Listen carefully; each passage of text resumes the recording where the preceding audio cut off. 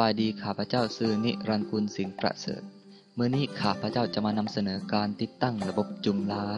ทำอิฐแม่แนวเข้าไปที่เว็บไซต์ joomla.org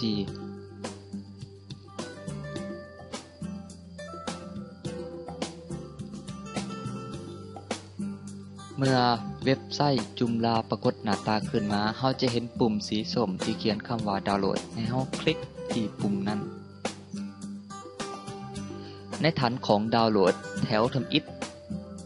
ให้เฮาคลิกที่ลิงก์ซิป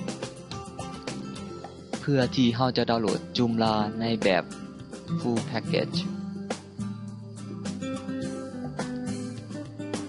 หลังจากเฮาดาวน์โหลด Joomla เรียบร้อยแล้วเฮาจะ extract โฟลเดอร์ Joomla ลงโฮสต์ของเฮา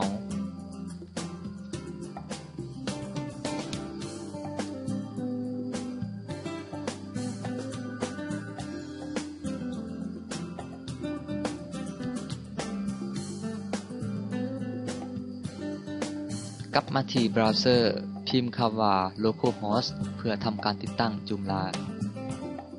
ขั้นตอนนี้เป็นการเลือกภาษาให้เฮาเลือกภาษาลาว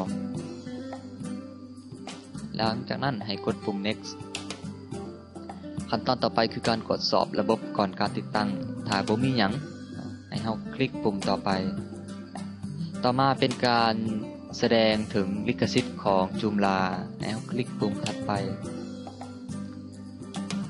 ขั้นตอนนี้แม่นขั้นตอนการตั้งค่าฐานข้อมูล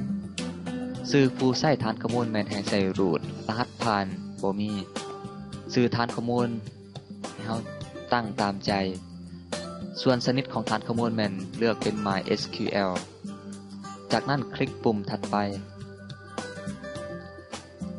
การตั้งค่า FTP นั่นเฮาจะข้ามไปก่อนต่อมาแม่นการตั้งค่าของเว็บไซต์เฮาเองให้เฮาสร้าง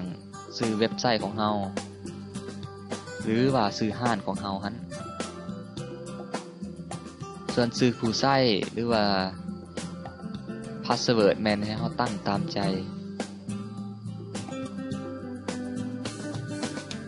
จากนั้นให้คลิกปุ่มติดตั้งข้อมูลตัวอย่าง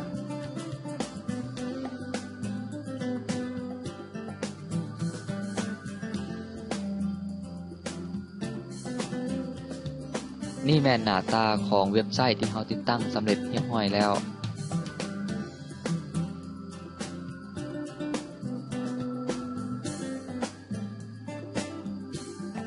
และนี่ก็แม่นหน้าตา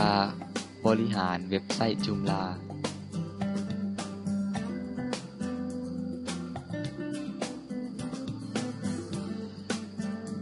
ถ้าเฮาต้องการจะจัดการเกี่ยวกับข้อมูลเทิง Joomla ให้เฮาพิมพ์คำว่า administrator ต่อจาก localhost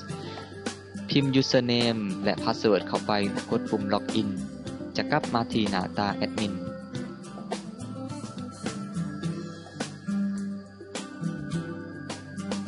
มาฮอดนี้การติดตั้งระบบ Joomla ก็ถือว่าสิ้นสุดแล้ว